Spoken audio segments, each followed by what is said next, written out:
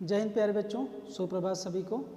प्यारे बच्चों, BTC second semester का जो प्रथम पेपर है जिसका नाम है वर्तमान भारतीय समाज एवं प्रारंभिक शिक्षा, वो मैं पेपर आप लोगों को पढ़ाने जा रहा हूँ। लेकिन उसमें फर्स्ट जो यूनिट है और फर्स्ट यूनिट के अंतर्गत जो पहला पॉइंट है वो स्टार्ट नहीं करेंगे, क्योंकि हमने वो बहुत पहले आप लोगों को पढ़ा दिया है, जिसका कह सकते हैं उसमें शिक्षा है।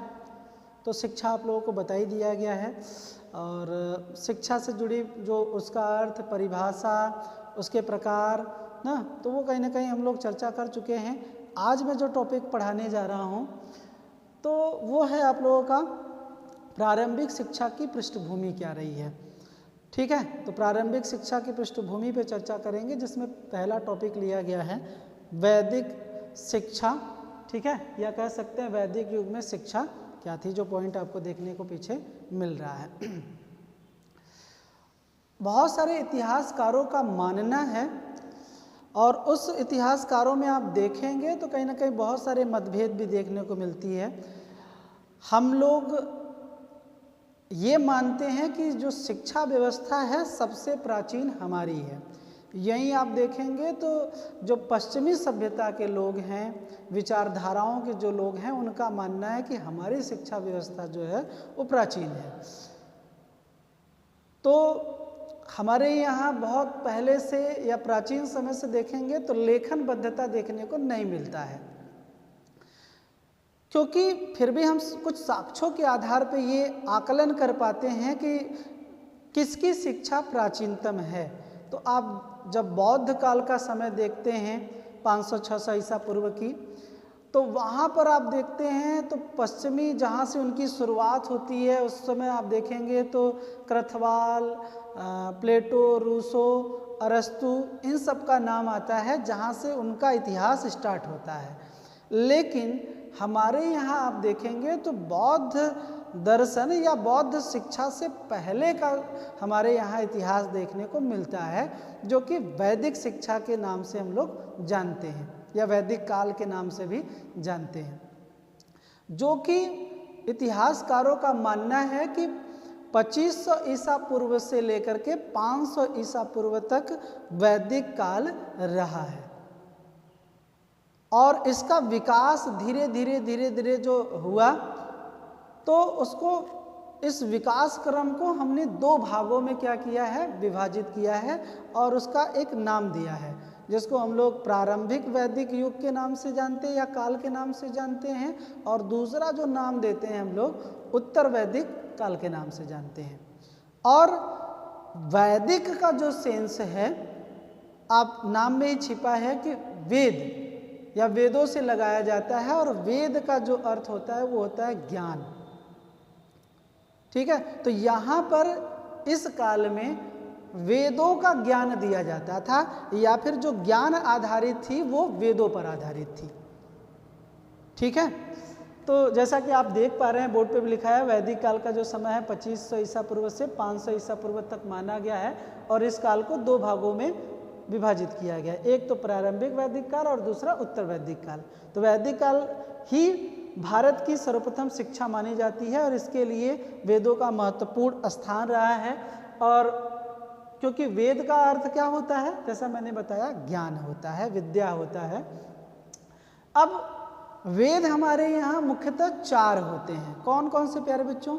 एक तो ऋग्वेद होता है, ठीक है, ऋग्वेद होता है, यजुर्वेद होता है, सामवेद होता है, और अथर्ववेद होता है। इन्हीं चारों पर कहीं ना कहीं आप देखे होंगे तो प्रकाश डाला जाता है। ठीक, और जो सबसे प्राचीनतम वेद हमारे यहाँ मानी जाती है वो होता है ऋग्वेद। सबसे प्राचीनतम है, प्राचीनता का मतलब कह सकते हैं पुराना।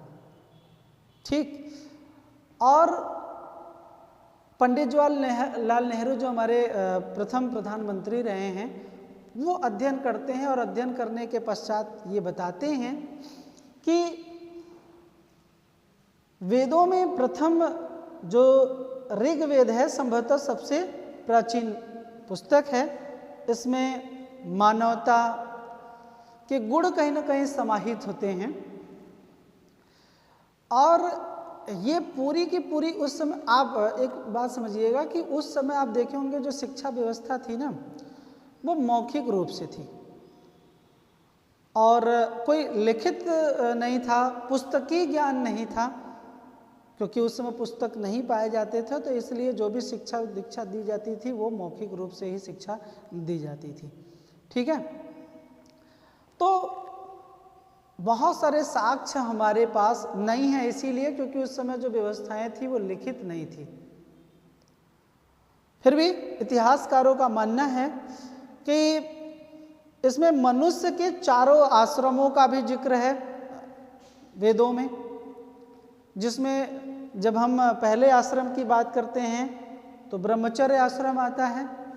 ब्रह्मचर्य जो है वो देखेंगे तो दो शब्दों से मिलकर के बना है, एक तो ब्रह्म, दूसरा चर्य। ब्रह्म का मतलब होता है भगवान, चर्य का मतलब कि उनका आचरण करने वाला, अनुसरण करने वाला। तो भगवान का जो अनुसरण करने वाला है उसी को हम क्या कहते हैं, ब्रह्मचर्य कहते हैं, जिसमें ईश्वर क्या है, ईश्वर को कैसे प्राप्त करें, इसकी जो बात की जाती है वो ब्रह्मचर्य कहलाता है। या उसकी जो विद्या लेता है, जो शिक्षा ग्रहण करता है, वो ब्रह्मचर्य कहलाता है। तो इसकी एक पर्टिकुलर आयु होती है जिसके अंतर्गत उस चीज़ का ज्ञान वो ग्रहण करता है, या उस आश्रम में रहता है, या उस कह सकते हैं एज या आयु में वो रहता है। उसके बाद है गृहस्थ आश्रम। ठीक है, तो गृहस्थ आश्रम जो होता है, तो ये भी आप देख रहे हैं, गृह मतलब घर का स्थल, तो घर का जो स्थल होता है उसी को हम क्या कहते हैं, गृहस्थ कहते हैं। अब यहाँ पर घर कह सकते हैं कि मनुष्य को जीविकोपार्जन किस तरीके से करना है, दिनचर्या कैसे चलती है, उसमें शादी विवाह बाल बच्चे सब कहीं ना कहीं जो आते हैं वो किसके अंतर्गत आते हैं, गृहस्थ के अंतर्गत आते हैं। यहाँ पर एक बच्चा जब पढ़ लिख करके आता है, इसमें इस आश्रम में जब प्रवेश करता है तो लोग सोचते हैं इस बच्चे का क्या किया जाए, शादी कर दिया जाए, इसकी गृहस्थी बसा दी जाए। और जब गृहस्थी बसा दी जाता है तो ये वो सोचता है कि क्योंकि एक ना सांसारिक ये प्रकृति है, कह सकते हैं प्रकृति है, जो कि आगे बढ़ना चाहिए। तो इसके लिए क्या है, एक नैसर्गिक प्रक्रिया है, नेचुरल प्रक्रिया है। बच्चे होते हैं, बच्चों के भविष्य के लिए सोचना, तो उनके लिए सारी शिक्षा दीक्षा के लिए सोचना। तो कहीं ना कहीं आप क्या करते हैं, गृहस्थ में ही वो पूरी चीज़ें आप बनाते हैं वहाँ पर। ठीक है, तो उनके पढ़ने लिखने की पूरी चीज़ें आप यहीं पे करते हैं, उसके लिए भी एक एज होता है। ठीक, उसके बाद लोग कहाँ जाते हैं, जब ये कर लेते हैं तब वानप्रस्थ, वन, ये भी दोस्तों, तो वान मतलब वन होता है, प्रस्थ मतलब प्रस्थान करना। तो अब यहाँ पर जब वो सेटल अपने बच्चों को कर लेता है तब वो कहाँ जाता है, तब वो वानप्रस्थ जंगल की ओर जाता है।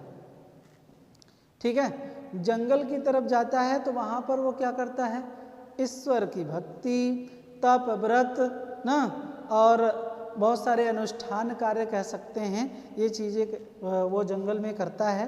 तथा सन्यासी जीवन चौथा है, या सन्यासी आश्रम है, तो इसको भी वो जीता है, जिसका विस्तृत रूप से वर्णन आपको यजुर्वेद में देखने को मिलता है। ठीक है प्यारे बच्चों, तो इस आधार पे हम ये कह सकते हैं, जो मेरा नहीं इतिहासकारों का मानना है, कि पश्चिमी सभ्यता से कहीं ना कहीं हमारी जो सभ्यता है वो प्राचीन है। एक शब्द आता है जिसको हम लोग बोलते हैं प्राच्य। प्राच्य का मतलब होता है प्राच्य। ठीक है, प्राच्य का मतलब होता है प्राचीन, और एक होता है पाश्चात्य। पाश्चात्य का मतलब होता है क्या, आधुनिक। तो हमारी जो सभ्यता है वो क्या है, काफ़ी प्राचीन है। ठीक है प्यारे बच्चों, तो इसीलिए इतिहासकार कभी कभी पश्चिमी सभ्यता में हमारे में ये मतभेद होता है कि किसकी सभ्यता पुरानी है। ठीक है, तो थोड़ा सा नोट्स के रूप में आप लोग लिख लीजिए। ठीक है, उसके बाद ये तो था थोड़ा सा परिचय, उसके बाद हम लोग आगे बढ़ेंगे, इसके अर्थ पे आएंगे। नोट कर लीजिए आप लोग। अब प्यारे बच्चों जानते हैं कि वैदिक काल में शिक्षा का क्या अर्थ था। ठीक है, तो वैदिक साहित्य में शिक्षा से जो तात्पर्य लगाया जाता था वो विद्या से लगाया जाता था, ज्ञान से लगाया जाता था, विनम्र से लगाया जाता था, बोध से लगाया जाता था। तो यही कहीं ना कहीं अर्थ इसका लगाया गया, क्योंकि विद्या वो है या फिर ज्ञान वो है जिसके द्वारा व्यक्ति जो होता है वो बहुत ही विनम्र हो जाता है, साधारण हो जाता है। आप जितने भी व्यक्तियों को देखे होंगे जिनको बहुत ज़्यादा ज्ञान होगा वो आप उनको बहुत ही शालीन या विनम्र देखे होंगे, उनका स्वभाव बहुत ही सरल और सहज होगा। तो ये कहीं ना कहीं ज्ञान के कारण होता है, विद्या के कारण होता है। तो इसीलिए उस युग में क्या कहा गया, शिक्षा का तात्पर्य किसको बोला गया, विद्या को बोला गया, ज्ञान को बोला गया, बोध को बोला गया, विनय को बोला गया। ठीक है, अर्थात वेदों के अनुसार कह सकते हैं कि शिक्षा का अर्थ ज्ञान या विद्या को प्राप्त करना था, और उसका जो मुख्य उद्देश्य था ना वो आत्मानुभूति एवं आत्मबोध करना था। क्योंकि थोड़ा सा ये दर्शन का टॉपिक है, इसलिए आपको बहुत भारी भरकम थोड़े से शब्दावली देखने को मिलेंगे। जैसे आत्मानुभूति ना, जो आत्मा की अनुभूति करता हो उसी को हम क्या कहते हैं, आत्मानुभूति कहते हैं। मतलब जीव जगत क्या है, आत्मा क्या है, परमात्मा क्या है, उसको वो अनुभव कर पा रहा है, या ये सृष्टि कैसे बना हुआ है, कैसे चल रहा है, इसको चलाने वाला कौन है, इसका जो अध्ययन करता हो या ज्ञान रखने वालों को क्या बोलते हैं, आत्मानुभूति बोलते हैं। आत्मबोध ना, आत्मबोध कराना था उनको, ये ज्ञान दिलाना था कि आत्मा क्या होता है, परमात्मा क्या होता है, ईश्वर क्या होता है, जीव जगत क्या होता है, इसका बोध कराना। ठीक है, ताकि वो अच्छे और बुरे, सही और गलत, इन चीज़ों में अंतर स्पष्ट कर पाए। बोध जब हो जाता है किसी के बारे में, जब आपको जानकारी हो जाती है सही रूपों में, तब आपको ये एहसास होता है कि नहीं ये क्या है। नहीं तो अगर नहीं पता है तो क्या सही है क्या गलत है आपको पता ही नहीं है तो कुछ भी निर्णय ले लेंगे। इसलिए आत्मबोध के द्वारा आपको पता चलता है या पता चल पाता है कि वास्तव में जीवन का उद्देश्य क्या है। ठीक है, आत्मा होता क्या है, परमात्मा होता क्या है, तब आप कहीं ना कहीं अच्छे और बुरे में फर्क कर पाते हैं। वो आत्मबोध के कराना था। ठीक है, उसके बाद जब हम शिक्षा का अर्थ देखते हैं तो वो दो रूपों में हमें देखने को मिल पाता है, एक तो संकुचित अर्थों में, दूसरा व्यापक अर्थों में। तो पहले हम देखते हैं संकुचित अर्थों में। तो शिक्षा से तात्पर्य उस शिक्षा से है जो व्यक्ति को गृहस्थ आश्रम के में प्रवेश करने से पूर्व, ठीक है, गृहस्थ आश्रम, क्योंकि दूसरा मैंने अभी आपको बताया कि वेदों में जिक्र है 4 आश्रमों का। ठीक, एक तो ब्रह्मचर्य आश्रम, दूसरा गृहस्थ आश्रम। तो जो आपका गृहस्थ आश्रम में प्रवेश करने से पहले क्या करते हैं, पूर्व शिष्य के रूप में अपने गुरु से प्राप्त होती थी, उसी को हम क्या कहते हैं, शिक्षा कहते हैं। कि गृहस्थ आश्रम में जाने से पहले, क्योंकि गृहस्थ आश्रम आप देखेंगे तो बहुत आडंबरों से भरा हुआ है, बहुत चीज़ें हैं उसमें। अगर सही ढंग से नहीं अगर उस चीज़ को ज्ञान है तो उसका जीवन अच्छे ढंग से नहीं चल सकता है। तो इसलिए उसका ज्ञान होना बहुत ज़रूरी है, और उस ज्ञान होने से या उसमें प्रवेश करने से पहले उसकी शिक्षा होनी बहुत ज़रूरी है। ठीक है, तो वो कब होता है, वो ब्रह्मचर्य आश्रम में होता है। तो वही बात ये कह रहा है, गृहस्थ आश्रम में प्रवेश करने से पूर्व जो शिष्य के रूप में अपने गुरु से प्राप्त होती है, जो शिष्य है उसको अपने गुरुओं से जो ज्ञान प्राप्त होती है उसे क्या कहते हैं, शिक्षा कहते हैं। ठीक बात। अगर हम यही बात व्यापक अर्थों में देखें तो शिक्षा से तात्पर्य व्यक्ति को सभ्य और उन्नत बनाना था। क्या बनाना था, सभ्य और सुसंस्कृत योग्य नागरिक बनाना था। ठीक है, उन्नत बनाना था। इस दृष्टि से शिक्षा जो है वो जीवन पर्यंत चलने वाली प्रक्रिया के रूप में मानी जाती है, जो आज के समय में भी एक बहुत बड़ी शिक्षा की परिभाषा के रूप में कही जाती है कि शिक्षा वह है जो जीवन पर्यंत तक चलती रहती है। मतलब आप किसी भी कह सकते हैं कि आश्रम में हो, चाहे आप ब्रह्मचर्य आश्रम में हो, चाहे आप गृहस्थ आश्रम में हो, वानप्रस्थ आश्रम में हो या सन्यासी आश्रम में हो, शिक्षा आपकी निरंतर आपके जीवन के साथ चलती रहेगी। आप छोटे बालक होते हैं तब भी आपको बड़े लोग ज्ञान देते रहते हैं, ठीक है। आप कहीं ना कहीं जब गृहस्थ में जाते हैं, बड़े होते हैं, जैसे जैसे बड़े होते हैं वैसे वैसे आपको आपके समाज के साथ बड़े बुजुर्गों के कहीं ना कहीं सानिध्य में आने से बहुत कुछ सीखते हैं। तो हर एक अवस्थाओं में, हर एक आश्रम में कह सकते हैं कि आपको शिक्षा मिलती रहती है। तो ये शिक्षा बंद नहीं होता है। आप बहुत सारे उदाहरण के रूप में देखे होंगे कि जब बच्चा गर्भ में था, जैसे अभिमन्यु का जब हम उदाहरण लेते हैं, गर्भ में था तब से वो शिक्षा ले, मतलब उसका ज्ञान था। और उसके बाद एक उदाहरण और भी देखने को मिलता है कि कोई जब मृत्यु की शैया पे लेटा हुआ है उस समय भी कुछ न कुछ अपने प्रश्नों के माध्यम से तमाम, जैसे देखेंगे कि ईश्वर उनके पास गए तो कहते हैं कि कौन सा कारण था जिसकी वजह से मुझे आपने इस तरीके से शैया पे लिटा दिया। भीष्म पितामह भगवान श्री कृष्ण से पूछते हैं तो उस समय भी शिक्षा दिया जाता है, उनको ज्ञान ही दिया जाता है कि आपने ये चीज़ें किया था जिसकी वजह से। तो ये ज्ञान जो है कोई सीमा में नहीं है, बल्कि जीवन पर्यंत तक चलता रहता है, ठीक, यही बात माना गया है। उसके बाद वैदिक युग में ये चार कह सकते हैं जीवन के आधार माने जाते हैं। धर्म, अर्थ, काम, मोक्ष, ये जीवन के आधार माने गए हैं और इन्हीं के द्वारा मनुष्य जो है मोक्ष को प्राप्त करता है। लास्ट में कह सकते हैं कि मोक्ष को प्राप्त करना मतलब ज्ञान की जो प्राप्ति है उसकी अंतिम जो उद्देश्य होता है वो होता है मोक्ष को प्राप्त करना, ठीक है। तो वो किसके द्वारा हो सकता है? ये चार वैदिक युग में कहीं ना कहीं जीवन के आधारों के द्वारा हो सकता है। तो प्यारे बच्चों, ये है कहीं ना कहीं इसके आपके शिक्षा के अर्थ।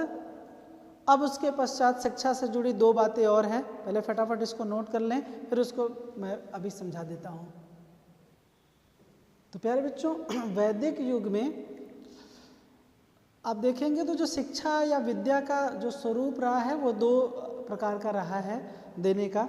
एक तो था क्या? परा।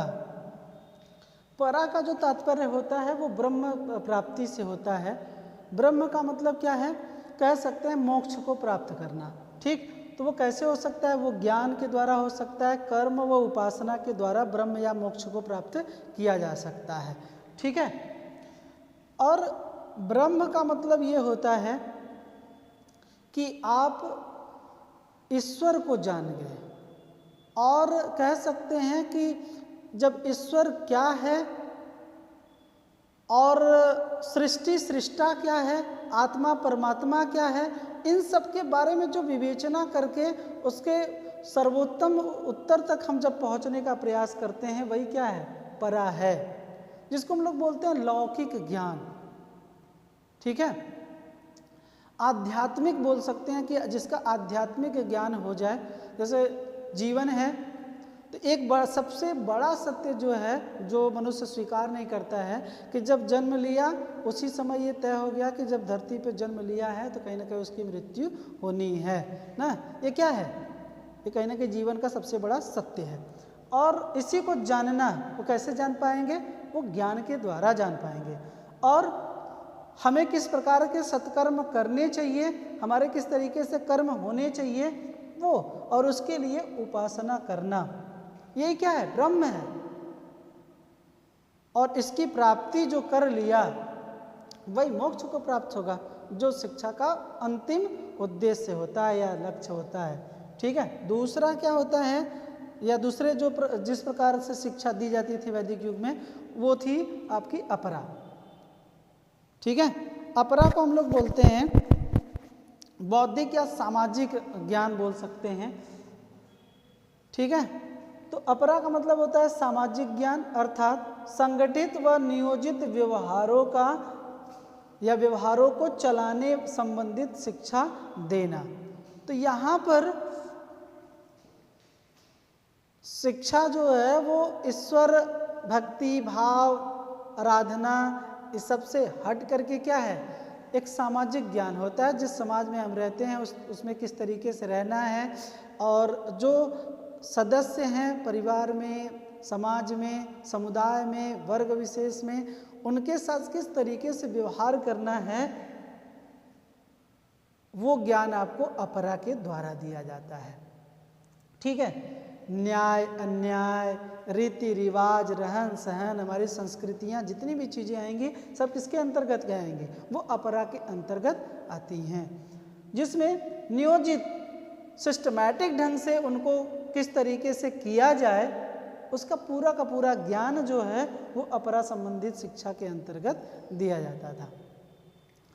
अब इसमें बहुत सारे आप देखे होंगे कि जीवन जीने की शैली जो होती है, तो ये जो दूसरे प्रकार की जो शिक्षा है अपरा हम बोल रहे हैं, वो अपरा ना जीवन पर्यंत तक चलता रहता है। ये इसीलिए हम कहते हैं ना कि पहले ही बता दिए, शिक्षा क्या जीवन पर्यंत चलने वाली इस प्रक्रिया है। तो ये जिस सामाजिक वातावरण में आप रहेंगे कहीं ना कहीं आप सीखते रहते हैं। ठीक है। तो इसमें कहीं ना कहीं ये प्रक्रिया जीवन पर्यंत चलने वाली प्रक्रिया होती है, जो हर एक आश्रमों में आप सीखते चले जाते हैं। अब चाहे आपका ब्रह्मचर्य आश्रम हो, वहाँ का भी एक समाज है, गृहस्थ आश्रम है, वहाँ का एक समाज है। आप जब वानप्रस्थ की ओर जाते हैं तो जंगल में भी एक समाज है। उसके साथ कहीं ना कहीं हर एक समाज में जीने की जो कला होती है वो आपको इसी अपरा के अंतर्गत दिया जाता है, संगठित ज्ञान। ठीक है। अब इतनी बात अगर प्यारे बच्चों आपको समझ में आ गई होगी कि वैदिक युग में जो प्रारंभिक शिक्षा थी या शिक्षा जो दिया जा रहा था वो किस प्रकार का था, शिक्षा का अर्थ क्या था ना। तो ये दो मुख्यतः चीज़ें आती हैं। इसमें कह सकते हैं शिक्षा के रूप में जो परापरा की बात कर रहे हैं, तो यहाँ पे आप कह सकते हैं कि मोक्ष के मार्ग को उस बालक को या व्यक्ति को मोक्ष के मार्ग तक ले जाने वाली जो शिक्षा होती है वही क्या है, परा है। ब्रह्म क्या है, जीव जगत क्या है, आत्मा क्या है, परमात्मा क्या है, इन सब चीज़ों के बारे में ही ज्ञान देना क्या कहलाता है, वो आपका परा है। ठीक है। अब जीवन जीने के लिए जिन शिक्षा की आवश्यकता पड़ती है उसको हम कह सकते हैं कि अपरा है। तो एक होता है लौकिक, एक होता है सामाजिक या परालौकिक बोलते हैं। ठीक है। तो आज के लिए इतना ही प्यारे बच्चों। उसके पश्चात हम लोग आगे बढ़ेंगे। आगे कल आप लोगों का क्लास लेंगे तो उसमें बताएंगे कि वैदिक युगीन जो शिक्षा है उसकी क्या विशेषताएं हैं। ठीक है। तो फिर उसके बाद आएंगे उस समय शिक्षा की व्यवस्था जो प्रारंभिक थी, उच्च जो शिक्षा थी वो कहाँ दी जा रही थी, किस प्रकार से गुरु शिष्य का संबंध था, ये बहुत सारे बातों का जिक्र करेंगे लेकिन कल। आज के लिए इतना ही, इसको नोट कर लीजिए आप लोग, इसको फटाफट नोट कर लें आप लोग।